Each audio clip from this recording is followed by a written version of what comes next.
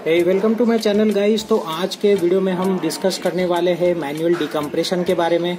Guys, जब भी bullet का टॉपिक निकलता है तो आपने डिकम्प्रेशन या फिर ऑटोमेटिक डिकम्प्रेशन ये वर्ड जरूर सुने होंगे।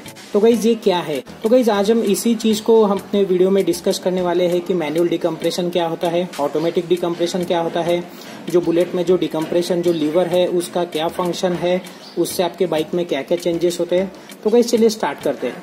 तो गाइस आपको तो पता है कि आपके बाइक के इंजन में यहाँ पर कंबशन चेंबर में जब भी एयर फ्यूल मिक्सर को जलाया जाता है तो उससे पावर प्रोड्यूस होती है। तो गाइस ये जब भी पावर प्रोड्यूस होती है तो उस टाइम पर और एक चीज हो रही होती है, तो उसे हम कहते हैं प्रेशर जनरेट होना। तो गाइस ये जो प्रेशर है ये जनरेट होता है कंबशन चेंबर के कंप्रेशन की वजह से। तो गाइस कभी कभी क्या होता है कि ये जो कंप्रेशन है ये बहुत ज्यादा हो जाता है आपके बाइक के इंजन के हेड में, और आपको अगर बाइक को नॉर्मली यूज करना है तो उस प्रेशर को रिलीज करना पड़ता है। तो गाइस इसी प्रोसेस को हम डिकम्प्रेशन कहते हैं।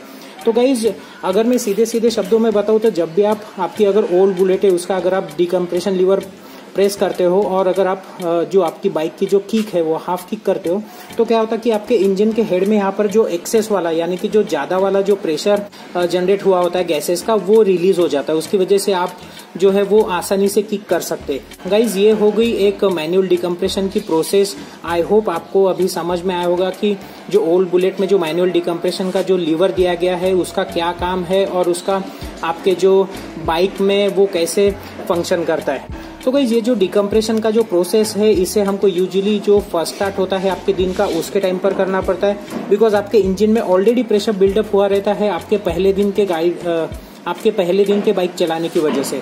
तो गाइज उसे रिलीज करने के बाद में ही आप किक कर सकते हो। अगर मैं ओल्ड बुलेट की बात करूं तो ओल्ड बुलेट में एक डिकम्प्रेशन लीवर दिया गया है आपके लेफ्ट हैंड साइड में हैंडल के पास हॉर्न के बटन के नीचे। आपको उसको सिंपली प्रेस करना पड़ता है और हाफ किक करनी पड़ती है। उसके बाद में आपका जो बाइक का जो एक्सेसिव जो प्रेशर है वो रिलीज हो जाता है। तो गाइज ये जो डिकम्प्रेशन लीवर है ये कनेक्टेड होता है आपके इंजन के हेड से। आप यहाँ पर देख रहोगे आपके इंजन के हेड में यहाँ पर एक डिकम्प्रेशन का वॉल्व दिया गया है। गाइज ये जो वॉल्व है ये आपके घर में जो प्रेशर कुकर होता है उसके जैसा ही काम करता है।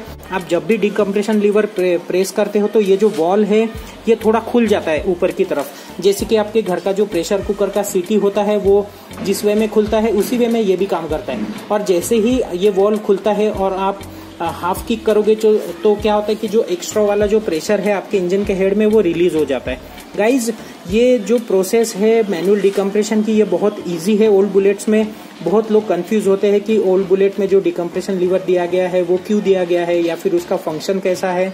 तो गाइज बाइक के सिलेंडर में जो हाई प्रेशर बनता है वो किक को इतना हार्ड कर देता है कि आप किक को यूज ही नहीं कर पाओगे।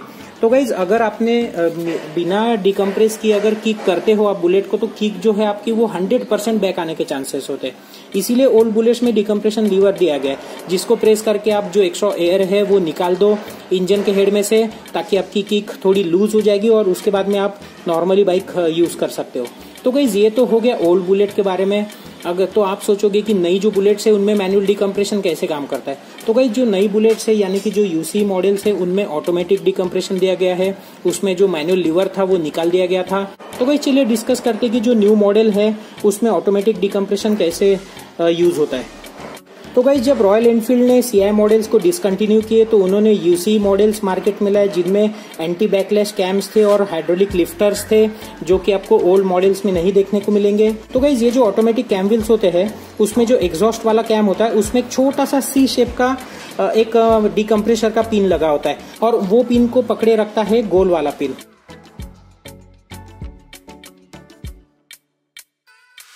तो गाइज अगर आप उसको ऊपर से देखोगे तो आपको डी शेप का एक पिन दिखेगा।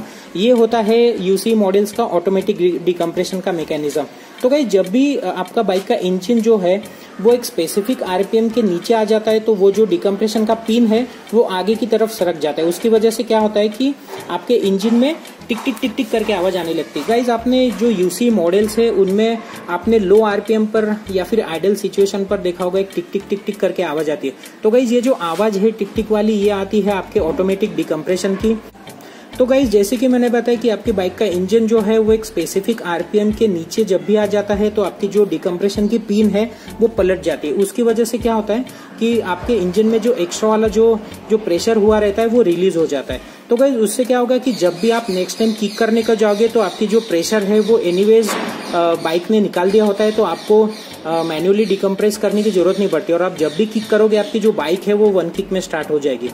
तो गाइज बहुत से लोग पूछेंगे कि ये जो यूसी मॉडल्स हैं नए वाले उनमें हम मैनुअल डिकम्प्रेशन लगा सकते कि नहीं। तो गाइज इसका जवाब है हाँ, आप जो आपके अगर न्यू मॉडल्स होंगे तो आप इसमें मैनुअल डिकम्प्रेशन लगा सकते हो। आपको क्या करना पड़ेगा, या तो आपको जो 2 स्पार्क प्लग्स है उसमें का एक स्पार्क प्लग निकालकर वहां पर मैनुअल डिकम्प्रेशन का वॉल लगाना पड़ेगा, या फिर आपको जो हेड है उसको आपको ड्रिल करके वहां पर एक छेद करके वहां पर लगाना पड़ेगा गाइज। लेकिन मैं जैसे कि हमेशा मेरे वीडियोस में बोलता हूँ कि आप आपकी जो बाइक की ओरिजिनल सेटिंग्स है उसके साथ मत खेलना, बिकॉज अगर आप एक स्पार्क प्लग निकालकर वहां पर आप मैनुअल डिकम्प्रेशन लगा रहे हो तो गाइज अगर ऑनेस्टली बोलूं तो आपको उसका ऐसा कुछ फायदा नहीं होने वाला है। आपको ओल्ड बुलेट का फील नहीं आएगा, बिकॉज ओल्ड बुलेट का जो इंजन है वो टोटली अलग है नए बुलेट से। हाँ, आपको मैनुअल डिकम्प्रेशन का लीवर जरूर मिलेगा, बट उससे क्या होगा कि जैसे ही आप 2 स्पार्क प्लग में का एक निकाल दोगे तो आपकी जो बाइक है उसमें प्रॉपरली कंबशन नहीं होगा एयर फ्यूल मिक्सर का। उससे क्या होगा कि आपका जो एयर फ्यूल मिक्सर जो है वो जितना जलना चाहिए उतना नहीं जलेगा और आपकी बाइक में ज्यादा अनबर्न फ्यूल जो है वो बाहर आ जाएगा एग्जॉस्ट के थ्रू। और दूसरा इसका डिसएडवांटेज ये है कि आपके बाइक का जो परफॉर्मेंस है वो भी लो हो जाएगा, बिकॉज आपकी बाइक अगर ढंग से एयर फ्यूल मिक्सर नहीं जला पा रही है तो वो पूरी तरीके से पावर प्रोड्यूस नहीं कर पाएगी। उसकी वजह से अगर आपकी नई बाइक है और उसमें आप मैनुअल डिकम्प्रेशन लगा रहे हो तो आपका जो परफॉर्मेंस है वो 100% घटेगा। ये बात आप हमेशा याद रखना। तो गाइज रॉयल एनफील्ड वालों ने कुछ तो सोचकर ये जो ऑटोमेटिक जो डिकम्प्रेशन है वो मार्केट में लाया होगा, नहीं तो वो ये जो मैनुअल डिकम्प्रेशन है उसे कंटिन्यू रखते थे। जैसे कि मैंने बताया कि जो नई बुलेट्स है उनमें 2 स्पार्क प्लग्स आते हैं। 2 स्पार्क प्लग्स की वजह से क्या होता है कि आपका जो कंबशन चेंबर में जो एयर फ्यूल मिक्सर जो जलता है वो प्रॉपर तरीके से जलता है, उसमें बहुत कम अनबर्न फ्यूल बाहर जाता है। उसकी वजह से आप देखोगे कि जो नई बुलेट्स है उनका परफॉर्मेंस ओल्ड बुलेट से कई गुना ज्यादा है। अगर आप पिकअप के बारे में बोलोगे या फिर अगर आप माइलेज के बारे में बोलोगे तो नई बुलेट्स का माइलेज पिकअप ओल्ड बुलेट से ज्यादा अच्छा है। तो गाइज ये पॉसिबल हुआ है 2 स्पार्क प्लग डालने की वजह से। अगर आप एक स्पार्क प्लग निकालकर वहां पर एक मैनुअल डिकम्प्रेशन का वॉल्व डाल रहे हो तो आप सीधा सीधा आपके जो बाइक का परफॉर्मेंस है या फिर आपके बाइक का जो पिकअप है उसके साथ आप खिलवाड़ कर रहे हो। तो गाइज ये था एक शॉर्ट वीडियो मैनुअल डिकम्प्रेशन और ऑटोमेटिक डिकम्प्रेशन के बारे में। आई होप आपके जो भी डाउट्स थे मैनुअल डिकम्प्रेशन के बारे में वो जरूर दूर हो गए होंगे इस वीडियो के थ्रू। तो गाइज मैं आशा करता हूँ कि मेरा वीडियो आपको पसंद आया होगा। Please like and subscribe my channel, मैं आपके लिए नए नए वीडियोस बनाते रहूंगा। Thank you.